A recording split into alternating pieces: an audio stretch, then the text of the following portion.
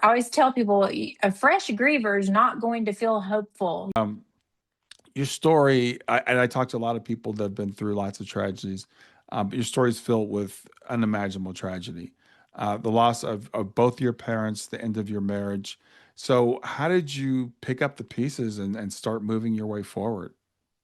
Wow, how long do we have? Well, a lot of people, especially with the second book coming out on hope, they're like, "How have you been hopeful this whole time?" And I'm like, "Hello, Right. I've not been hopeful this whole time." But it kind of creeped in on me. When it first started in 2019, when I got the phone call, I was just a school teacher. I was home for the summer. Mm. And I got a phone call that there'd been an accident on the family farm. And when I got there, I learned what had happened. And I, I couldn't even fathom it. And I was hearing my dad in the ambulance, and he was inconsolable, of course. And Mm. from that moment, my life completely changed. You have to get through that early onset, that fresh grief.